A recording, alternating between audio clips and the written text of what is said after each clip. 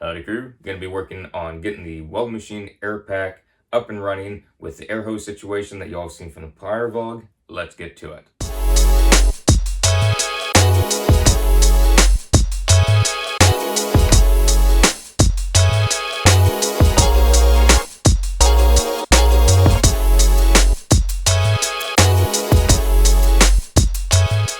Today I'll be taking the Weld machine down to a shop down in Long Beach. So a bit of a drive from Los Angeles, surface streets, going to take quite a while because again I can't go freeways because the pallet is chained down and it's not actually strapped down to where it's secure all the way down. It's just so that it don't move around. So it's going to take a little while to get there, but hopefully everything will be fixed today.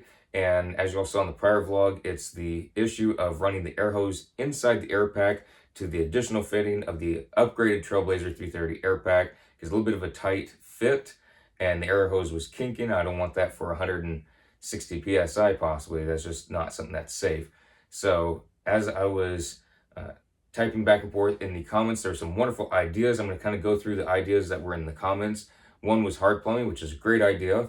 And it's something that I think that could work. I'm going to be talking to folks down there, see if that can be done with their merchandise that they sell in the store, if they can put that in, because again, I'm not an expert in that. And then another idea was opening up the hole a bit more or making another hole, which is again a great idea. But the reason I want to stay away from that one is because I talked to MPB about that yesterday. I said if I do that, Miller will void the warranty of the entire machine. So if something goes wrong with the air compressor, something goes wrong with the screen, something goes wrong with anything of the Weld machine within the next 3 years, the warranty will be completely voided because I did something to the frame. So that's one thing I really want to keep off the table as much as possible. I'm really hoping that that will not be the solution, but worst comes worst, that has to be done. So there was that option. So I do want y'all to know that that was considered, but I want to keep that off the table as much as possible because I don't want the warranty to be voided.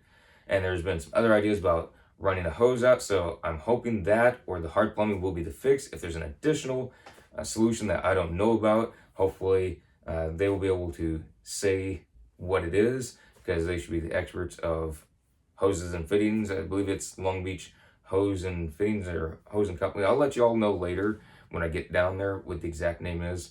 But there were some wonderful ideas in the comments and I really appreciate it. So I've been thinking about those. I will be mentioning that to the folks down there and kind of get an idea of what is plausible for the machine. So I'm going to go ahead and get to it. The next clips will be when I'm down there and hopefully getting everything solved. Hopefully it's not a, well, nothing can be done. So I'm really hoping that everything's going to be solved today and the next clips are all good news. So let's get to it.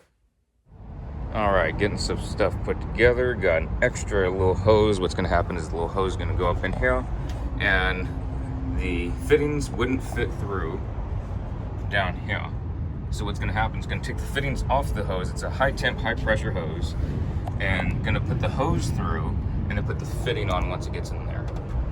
So that's the game plan, and I'll keep you all updated once it happens. Going to double check it works with. It's not going to be the 3/8 inch line. This, in fact, for the air carbon arc is a 3/8 inch line, but this is 1/2 inch. So what I'm going to do is I'm going to use the 1/2 inch air hose and use the reducer to go down to the air carbon arc lead. So that's all fine and dandy, but it will be 1/2 inch coming out here. I'm going to use primarily the 1/2 inch, well, only the 1/2 inch line going out, use the reducer to head on down. Alrighty, so Carlos here at Long Beach Hose and Coupling Company has been a huge help. He put in some pieces. I'm again not an expert on all of this stuff, but for the hose, it is a high temp, high pressure hose. Got it longer, so it's easy to tell which one's which. Obviously, this will have a quick disconnect on here, and so the oil's still out here. The hose wasn't going to fit with all the fittings on it, so he took off the fitting on the end after cutting the length and put it back on coming out of here, and so that way it could be put on, slid back out some, and it fits. Everything fits. It's not cutting anything. It's all great. So it's going to be just like this. And going to be putting some stuff on right now. Got some Teflon tape. And going to be putting on the reducer. The reducer is for the air carbon arc because I had it double checked. And Carlos here said that It is 3/8 inch, and what we have here is the reducer that goes from the 1/2 inch down to 3/8, and that will work there. I have the quick disconnect parts for the 1/2 inch coming out of the machine, and also have this here. So I'm going to take this piece off, and let's see. Yeah, they'll all be good. I'll put on one of these right here to the other end, wherever it is. It is right here. I'm gonna put the male in here, so we'll be able to plug into the female end over here. So male in, female in, male in, female in, going into the air carbon arc. So it's all going to be great. I'm going to put the Teflon tape on now, and going to double check that it works, and I'm going to do it here just in case something doesn't work. I can take it back in and say, hey, either I didn't do it right or I don't understand. So I just want to test it here before driving all the way back to Los Angeles, and then have to drive back for some reason if I don't do something right. So anyways, that's the game plan. Let's get to it.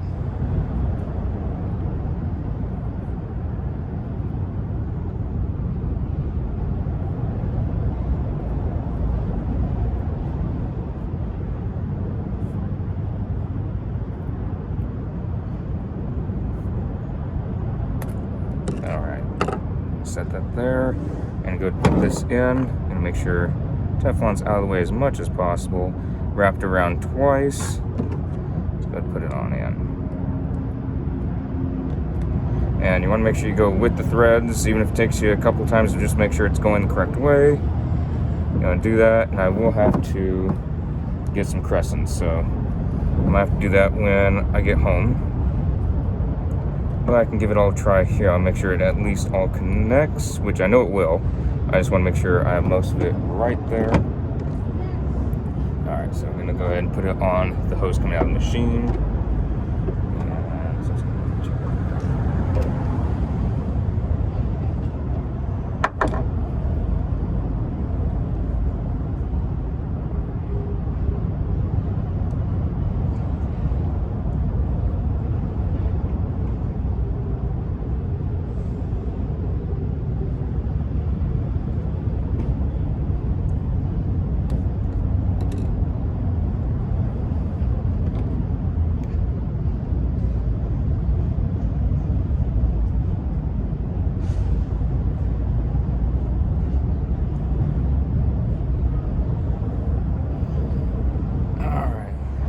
So everything is hooked up. Got that in there that Carlos here at Long Beach Hose and Coupling Company put in.